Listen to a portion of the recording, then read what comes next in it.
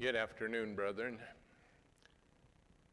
Welcome to another Bashan study. We're very happy to welcome you, every one of you. We hope that you are having a blessed Sabbath. Our subject today is titled, "To be part of the 144,000, we must reform and redirect our life." It is important to understand what Reformation is for us. What does it mean?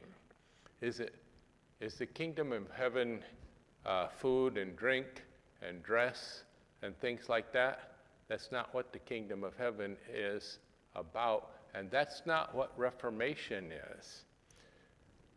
There are many things that go into Reformation, but to understand it correctly, we must understand that Reformation is embracing right doing and goodness as a way of life.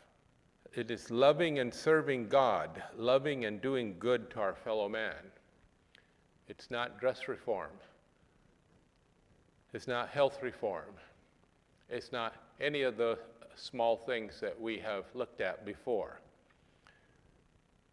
It includes all those things as a small part, but this is what Reformation is. Embracing right doing and goodness as a way of life. It is having the Davidian mindset, having a happy, peaceful, stoical, and strong state of mind all through the day, all through your life. It is living your whole life in the Davidian zone. And this is what Reformation is, brethren. Christianity has a much broader meaning than many have hitherto given it. It is not a creed. It is the word of him who liveth and abideth forever. It is a living, animating principle that takes possession of mind, heart, motives, and the entire man. And this is the Christianity that we must reform in our life. It must be developed in our life. Without it, we will have only a semblance of reform, only a semblance of the truth in our life, only the bare, dry outlines, and it will not qualify us for the seal. The Reformation means living moment to moment as a Davidian. And this is different. This is different from what many, many people think Reformation is. Remember, Christianity has a much broader, encompassing meaning than what we thought. It is not so much of what you eat as what you say, what comes out of your mouth. And this is not just something to nod assent, give assent with our lips and go on about the way that we usually think. We usually think the opposite. We do and say all kinds of things, but we're very careful about what goes in our mouth. This is how the Jews are with their life. The Jews that follow their ancient ways, very careful about everything that they eat. Does it have a smidgen of something unclean? It's terrible, can't eat it.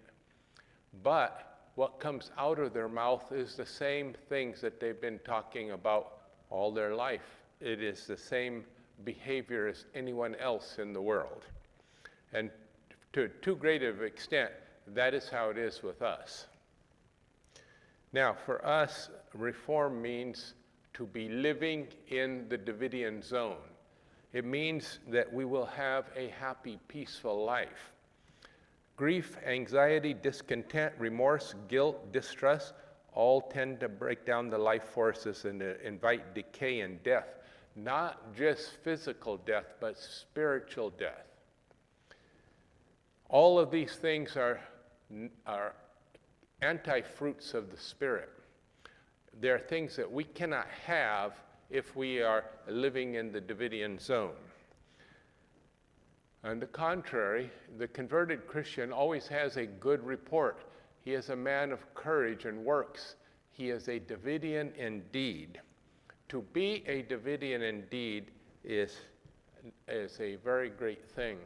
It's not a simple thing, and it doesn't come from simply having read books and believe the books to be true. It comes from putting that truth into day-by-day effect in our life in this way, having this mindset, being this person who lives to do good to others and to live a righteous life according to the things that the Lord has told us to do. This is what is a Davidian indeed. Micah 6:8, he hath showed thee, O man, what is the truth, and what doth the Lord require thee, but to do justly, and to love mercy, and to walk humbly with thy God. Now, this explains what the message is. Verse 9, Micah 6:8 explains what our message is. It is a message of right doing, of righteousness, to walk day by day humbly with the Lord. Humbly in this sense is to obey him, not to be disobedient. Once having caught the vision of the great need for revival and reformation, God's people are willing to do almost anything, even to sacrificing their firstborn. Now, this is not literally your firstborn, but it is true in the sense that our idols are like firstborn to us. They're precious to us. And we are willing to sacrifice even our dearest idols. This is the indicator that we have caught the vision, that we are undergoing revival and reformation. If we're not willing to sacrifice our firstborn idol, we have not caught the vision, brethren. We do not understand, we have not caught fire with the message of Micah 6:9. And what is that message? That message is to do what is good, to walk in the ways of the Lord, to live a righteous life. That is reformation. Not until we become free of the bondage of sin, leave the mindset of Egypt, the world, will we see the kingdom.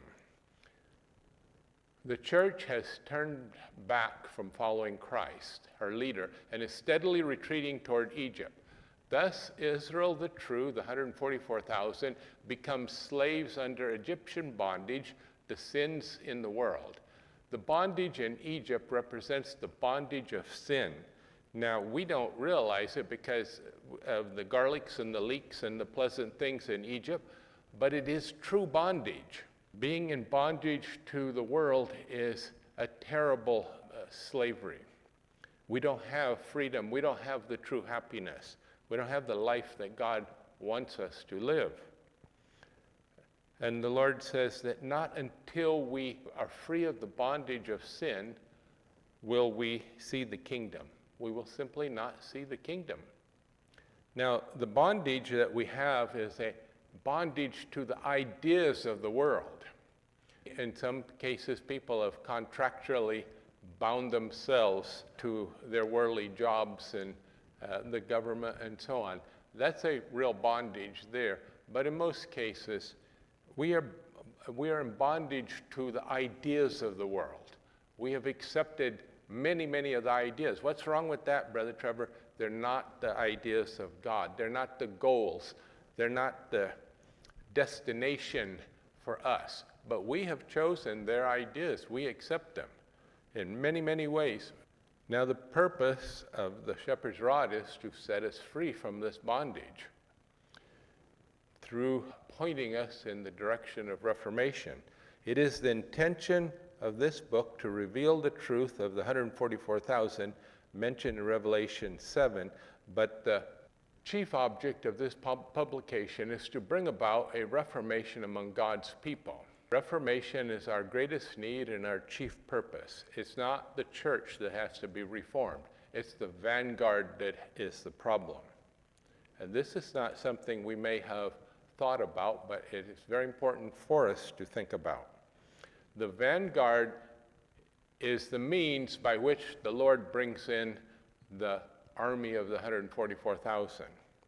But if the vanguard is not on fire, if the vanguard is not all out, if the vanguard is in bondage to the sin, you will see that by a lack of fruits, a lack of action, inertia. They have completely taken up the ideas and the goals of the life of the world. And why not? That's how everyone else is. All the other churches are like that. But there is a difference between all other churches and us. We are called to be part of the 144,000. They are called to be sheep in the sheepfold. And that is a fundamental difference between us and everyone else. And it is important that new Davidians be taught this. It is important that old Davidians acknowledge this, understand this and acknowledge it. We are, every one of us, called to be shepherds of the sheep. The 144,000 are not to be sheep in the sheepfold and cared for by an earthly shepherd, but the opposite. That is why there will be 144,000 leaders to start with instead of only 12. The Lord will have a ministry, a pure ministry, the 11th hour ministry of the 144,000. So through the medium of the 144,000 first fruit servants, the 11th hour ministry, the Spirit of God will cause the three angels' message to swell to a loud cry during the harvest, and will garner in the sheaves of good from the fields of sin all nations over. That great multitude of second fruits that have not as yet heard of God's fame or nor seen his glory, Isaiah 66:9. What an august privilege. Brethren, would not he who would scorn it for whatever deserve to die a beggar by the bargain? Brother Hanif is saying, pointing our attention to how wonderful this privilege is. And for those who scorn this privilege to be among the 11th hour ministry, you can see that they deserve their reward. And they will not receive the seal, brethren. This teaching is that everyone who does not choose to go all out, to prepare themselves to be part of the 144,000 ministers, ordained ministers, everyone deserves to die a beggar for their decision. All those who seek to save their life will lose it. We know this. And it's very true now. If our life is precious to us today, that is a mistake. And if we seek to save the life that we have today, we will lose it, and we will lose out eternally as well.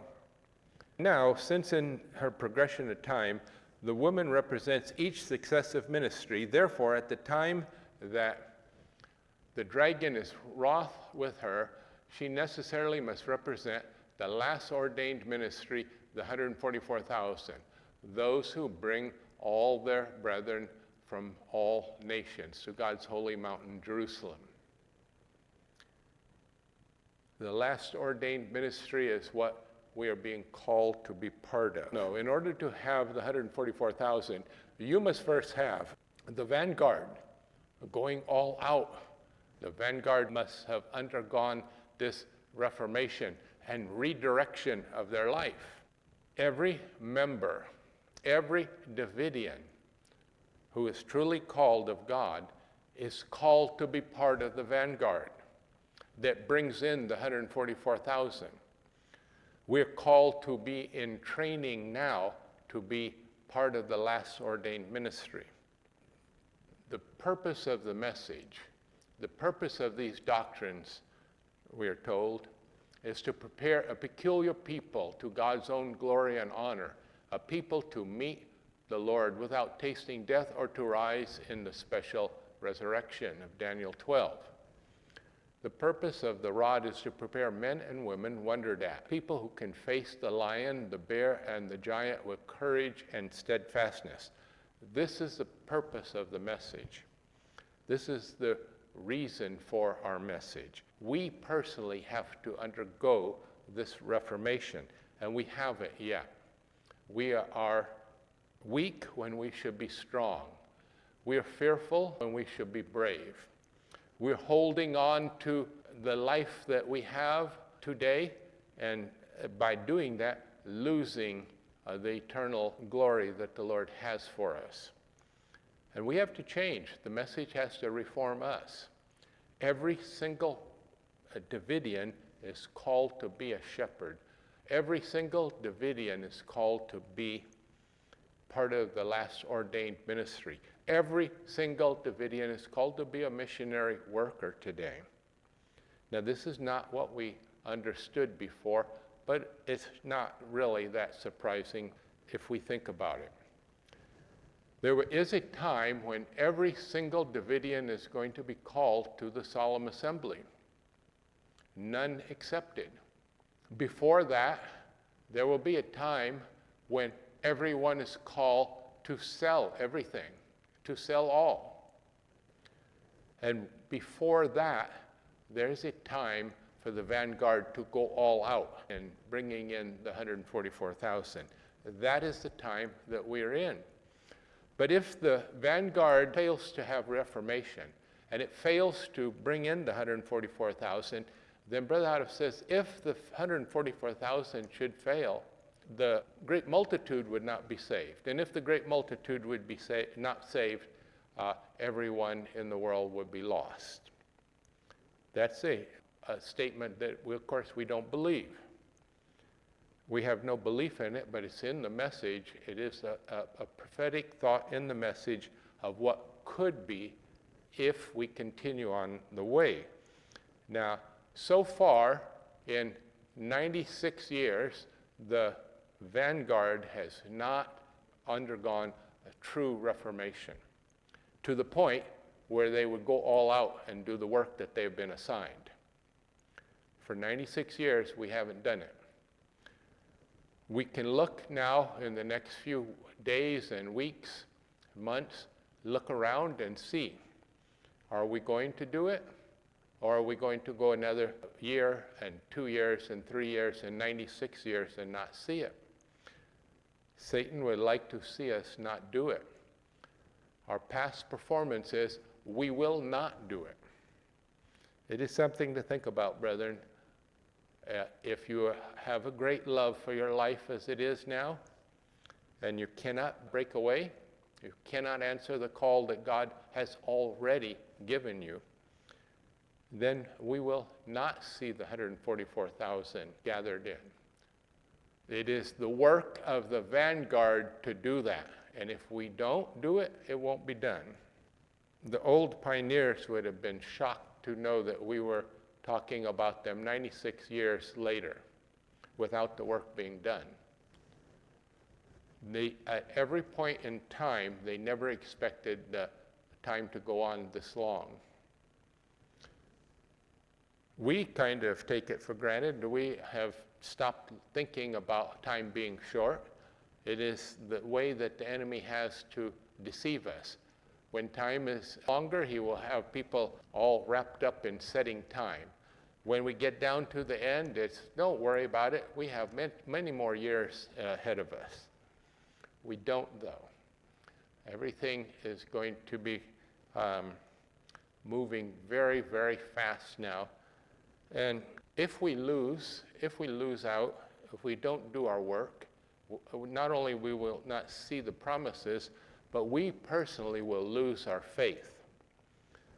We will look back on the time we were Davidians and say, weren't we foolish then, thinking that we had a special work to do?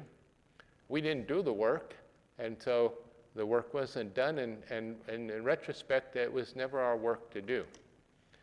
And people will go about their life to whatever extent there is a life to live then, however short and long it may be, and you will lose the commitment that you have at this time to the message if we come up to a decision point and turn away. Now, there's different ways of turning away. People turn away from the call more often by delaying to a convenient season than by rejecting. But it's all the same with the Lord. He understands the heart, and he understands that delaying to a more convenient season is rejecting, and that's how it's judged. Why does the church need reformation? Why does it need rejuvenation? Does it not have enough truth? It had enough truth to do its work, but it fell by the wayside. Nevertheless, I have somewhat against thee, because thou hast left thy first love. Remember, therefore, whence thou art fallen, and repent, and do the first works. What were the first works of the Philadelphian church that this church comes from? It was brotherly love. It was a sense of mission, a sense that the time was short, and that we had to take this gospel of the kingdom to the whole world in a short time. And this is what we have forgotten as a people. I am instructed to say, Sister White writes, that these words are applicable to the Seventh-day Adventist churches in their present condition. What is the problem? It is, as we said, the loss of love for God and the loss of love for man. And instead, self is cherished, striving for supremacy, wanting something better, wanting more possessions. Now, to be the people that we are called to be, we need to have the love of God in our hearts, we need to love our fellow man, and we need to understand that self must be crucified. The point of self is I. I can't do this. I must have this. I need this. I need more time. I have to do this. I have this commitment and that. And so, for all these reasons, self must be crucified. There's no commitments that come before the Lord. If it's time to go to the promised land and we have commitments, we understand that we will leave those commitments and we will go to the promised land if we are faithful and true, if we're part of that, the people who survive the purification. And it's the same thing now. The commitments that we have to the world are always secondary to the requirements and commitments that God has for us. Now, this is the true reformation that we are to undergo if we genuinely are walking in present truth. When you hear the rod, when we understand that the rod teaches righteousness and goodness, as Micah 6:8 explains, when you hear the rod, you will find yourself wrapped in the love of Christ and in the arms of God. Try it. Try it, brethren. Try undergoing that reformation and revival yourself. It is not a loss, it is a gain. It is a better life. It is a happier life. It is a healthier life, doing the things that the Lord has called us to do. And what we are called to do now is daily living of the truth. We ought daily to be living the truth and making every effort to be at peace with God, that we may receive the seal of his protection and approval.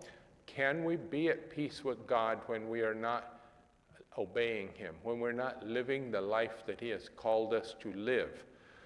Well, I would prefer to be sheep in the sheepfold. I don't want to be a shepherd. I don't want to do the things that he has said. Well, then we will not be at peace with God in our hearts, and he will not be at peace with us. Are we getting ready for the great and dreadful days just ahead? We have not a moment to lose if we would be ready on time. All God is waiting for now is his saints to receive the seal, so his church will not perish from off the earth forever. And that's curious. Whoever thought it would perish from off the face forever? But it will if the vanguard doesn't do its work. If we don't undergo reformation ourselves, we will not do the work for the 144,000. If they don't do the work that they are required to do, the great multitude will not be saved, and the church will perish from off the face of the earth forever. And if we do what he tells us to do, it will instead take root and fill the face of the world with fruit. And this is the promise that we look forward to, the kingdom promise. But we will only see this if we are willing to pay the price. And therefore, unless we obey and receive the stamp of God's approval now in the time of the closing work for the church, how may we hope to have a part in the setting up of the kingdom in the time when the 144,000 go forth as children of Israel and bring an offering in a clean vessel, which offering is explained in Isaiah 66:20 as being brethren out of all nations, of whom the Lord says, he will also take them for priests and Levites. So unless we obey and receive the stamp of God's approval now, we will not have a part in the setting up of the kingdom. If the vanguard doesn't do its work, the 144,000 will not come into being. Though God's servants be awake and do their work right, yet some of the members may fail to put on the wedding garment. A garment, you know, is something to put on the outside of the body. The garment, therefore, denotes a daily Christ-like deportment, the righteousness of Christ in one's daily life, right doing in every part of our life. It is not just the exterior actions, it's our thoughts, it's our feelings. Having wrong feelings, having wrong desires, all of these things, momentary flashes of irritation, of fear, of this or that, these things are not having the righteousness of Christ at that moment in our life. And we have to learn how to do this. We have to do this step by step. It doesn't come in a flash of lightning. It doesn't do that. We learn this way of life step by step. And as we do this, we become a new person, a person that God can use in a powerful way to do the work that in the past we thought, oh, I couldn't do that. That's impossible for me to do. But with God's help, step by step, we can become that person who does it. Therefore, as the sealing message makes its way through the church, only those who awake and reform, sigh, and endeavor to share with others, cry, the light that is shining upon them, receive the seal. We will not receive the seal if we do not share the message. Now, it was always that we were to be effective in sharing these things, but this is the present truth teaching. We have to effectively share. If I give you something and I hold on to it and I take it back, I'm not sharing. If I give you something and you reject it, I didn't share it with you in a very real way. There are Davidians who think that throwing the message at someone is sharing it with them. That's not the way it works. Sharing is actually giving to where they accept it and benefit from it. And that is the requirement for us, for the vanguard. And anything less than that, and we will fail to receive the seal. But I believed, brother, I did believe. But if we are not living the life God has told us, and this is part of the life that he has told us to live, if we're not living, if we're not reforming, if we're not sighing effectively, then it is our fruit that we are judged by. And if we have a lack of fruit, if we have a lack of results in our life, that is what we are judged by. Only when we have done all we can to comply with the requirements of the message for today, not yesterday, shall we be sealed and stand with the Lamb on Mount Zion. What does doing all we can to comply mean? It does not mean living life as usual. It means going all out for the Lord. If we are living life as usual, if we're planning to live life as usual, we're not doing all we can do to comply. The Lord knows what is possible. He has seen that there are servants, his servants, who are workers in the vineyard right now who are complying. He's seen that they could do it, and he knows very well that you can do it as well. And that is the standard to be part of the vanguard today. It is to be doing everything we can do to comply with the requirements today, not yesterday. Yesterday, the requirements were the same, actually, but we didn't really understand that. We didn't understand that we were to be shepherds. We thought we could just be members like all the other churches. But there are no Davidians who are called to be, in the end, laymen. We are all called to be shepherds, all called to be workers and ministers for the Lord. And in closing, the Christian is to realize that he is not his own. He will have temptations to resist and battles to fight against his own inclinations. For the Lord will accept no halfway service. Hypocrisy is an abomination to him. The follower of Christ must walk by faith, as seeing him who is invisible. Christ will be his dearest treasure, his all in all. And if we have true reformation in our heart, this is how we will feel. It is a good thing. We cannot go halfway. Ananias and Sapphira thought they could go halfway in their commitment to their donation. And the Lord would not accept that then, and he will not accept anyone going halfway today. He has given us the requirement, he has given us the command. We are to go all out today, brethren. This is the requirement today. It means that every Davidian is to be an all-out missionary. It's time for us to understand this. There is a church that is in danger of a great slaughter, a great judgment, and they have to be warned. And more importantly than those just warning the church, many will accept that warning and come out from among the abominations of the church. They will undergo the reformation that the Lord wants to see in our life. This is not a head knowledge thing. This is a heart life thing. This is a way of living. Now, there has been confusion in the past on this, and you are still very likely to be confused. I remember one sister who was not pleased with our sermons some years ago and hasn't been here back to the chapel for quite a while. And I am not happy with the way Brother Trevor is preaching and teaching. I like to hear the doctrine. I want to hear doctrine. But she didn't need the doctrine. She needed reformation. Now, the doctrine is in the background. It should be in the background. It should keep us steady where we are. We understand the purpose of the doctrine. We need to understand, rather, that is the purpose of the doctrine.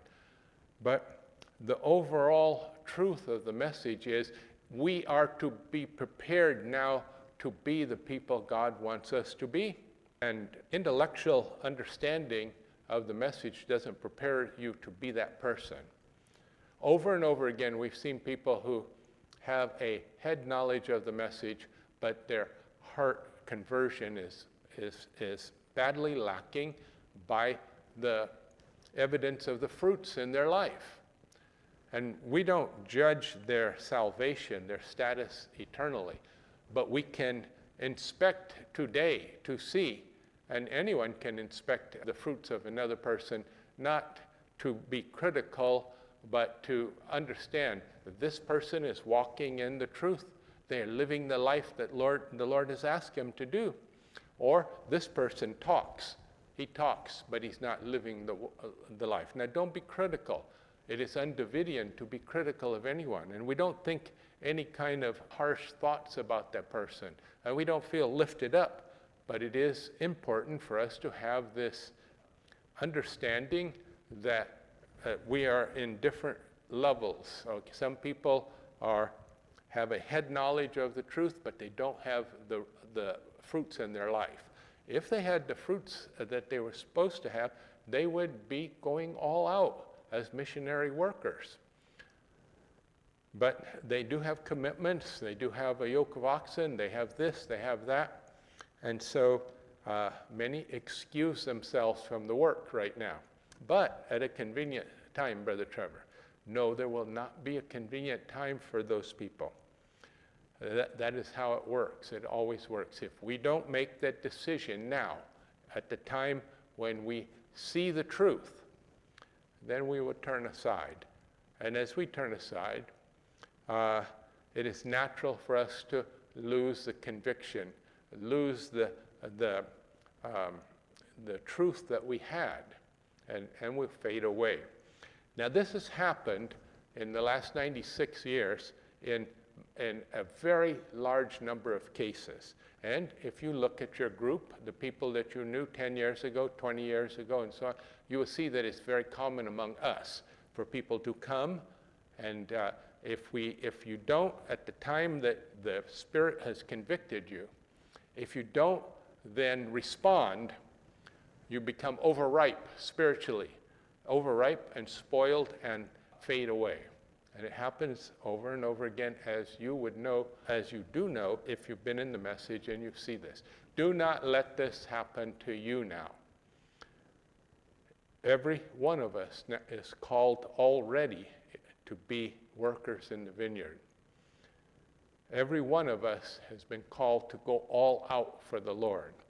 Every one of us is called to be part of the vanguard.